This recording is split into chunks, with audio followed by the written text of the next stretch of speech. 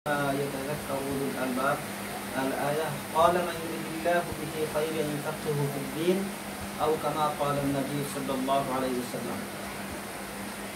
বাংলাদেশ মাদ্রাসা ছাত্র কল্যাণ পরিষদের উদ্যোগে ঐতিহাসিক মাদ্রাসা শিক্ষা দিবস উপলক্ষে আজকের আলোচনা সভায় উপস্থিত বাংলাদেশ মাদ্রাসা ছাত্র কল্যাণ পরিষদের সম্মানিত সদস্য সচিব খন্দকার মুকাদ্দেস আলী ভাই, উপস্থিত বাংলাদেশ মাদ্রাসা ছাত্র কল্যাণ পরিষদের সাবেক সাহিত্য সম্পাদক সৈয়দ মহসিন ভাই, বাংলাদেশ মাদ্রাসা ছাত্র কল্যাণ পরিষদের কেন্দ্রীয় সাহিত্য সম্পাদক নুর হোসেন ভাই, প্রকাশনা সম্পাদক মোহাম্মদ নাসরুল্লাহ ভাই সহ সম্মানিত উপস্থিতি, আসসালামু আলাইকুম রহমতুল্লাহ। আল্লাহ সুবহানাহু ওয়া তাআলার দরবারে অগণিত শুকরিয়া আদায় করছি, যিনি অত্যন্ত দয়া এবং মায়া করে আজকের একটি ঐতিহাসিক দিবসে আমাদেরকে আলোচনা সভায় আসার বসার সুযোগ করে দিয়েছেন, সেই জন্য শুকরিয়া আদায় করছি আলহামদুলিল্লাহ। দুরূদ ও সালাম পেশ করছি মানবতার মুক্তি দিশারী হযরত মুহাম্মদ সাল্লাল্লাহু আলাইহি সাল্লামের প্রতি, যার আনিত আদর্শকে লালন করার জন্য, যার শিক্ষানীতিকে অনুসরণ করার জন্য আমরা কাজ করে যাচ্ছি সাল্লাল্লাহু আলাইহি ওয়াসাল্লাম।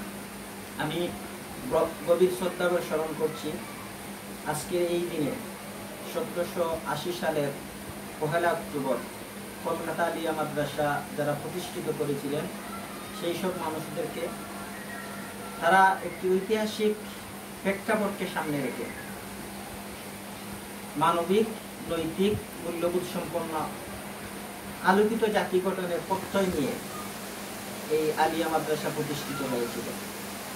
ব্রিটিশ বেনিয়ারা দ্বীনি শিক্ষা ব্যবস্থাকে নস্যাৎ করার ষড়যন্ত্রে তারা বিভিন্ন ষড়যন্ত্র করেছিল।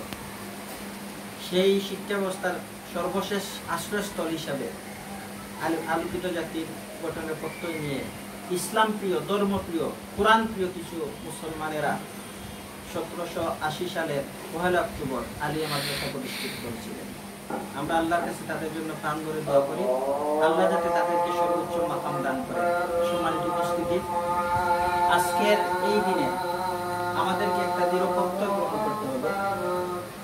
মাদ্রাসা শিক্ষা ব্যবস্থা হাঁটি পা পা করে অনেক ষড়যন্ত্র, অনেক চড়াই উতরাই পেরিয়ে পাহাড় সমপরিমাণ ষড়যন্ত্রকে মোকাবেলা করে আজকে মাদ্রাসা শিক্ষা ব্যবস্থা এই পর্যায়ে উপনীত হয়েছে।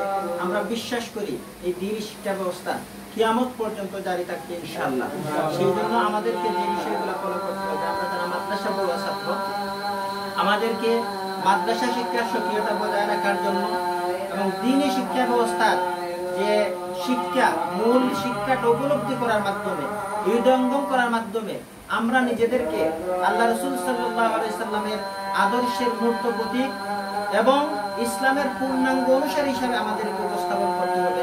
আজকে মাদ্রাসা শিক্ষা ব্যবস্থা, বিশেষ করে মাদ্রাসা শিক্ষার্থীরা দেশ গঠনে, জাতি গঠনে অত্যন্ত দক্ষতা এবং যোগ্যতার সহিত দায়িত্ব পালন করছে, কিন্তু তারপরে মাদ্রাসা শিক্ষা ব্যবস্থাকে নিয়ে বিভিন্নভাবে ষড়যন্ত্র করা হচ্ছে। আজকে মাদ্রাসা ছাত্রদেরকে বিভিন্নভাবে বিভিন্ন বিশ্ববিদ্যালয়ে ভর্তির জন্য ভর্তি করতে দেওয়া হচ্ছে না। মাদ্রাসা ছাত্রদের ভর্তি বৈষম্য রয়েছে, এটা অবশ্যই আমরা দাবি রাখি। আজকের এই আলোচনা সভা থেকে যাবতীয় মাদ্রাসা শিক্ষা ব্যবস্থার বৈষম্য দূর করতে হবে এবং বাংলাদেশের সকল সেক্টরে মাদ্রাসা শিক্ষার্থীদের অংশগ্রহণ নিশ্চিত করতে হবে, আমরা এই দাবি জানাই।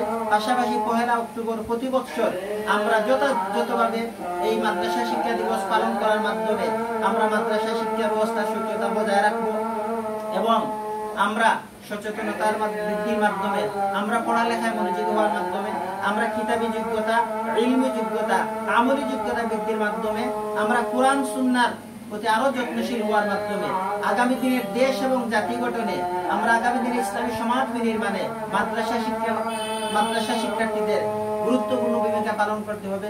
সেই আশাবাদ ব্যক্ত করে সবাইকে মাদ্রাসা শিক্ষা দিবসের আন্তরিক শুভেচ্ছা এবং অভিনন্দন জানিয়ে আজকে যারা এখানে উপস্থিত হয়েছেন সবাইকে আন্তরিক মোবারকবাদ জানিয়ে আমি আমার কথা শেষ করছি। আসসালামু আলাইকুম ওয়া রাহমাতুল্লাহ।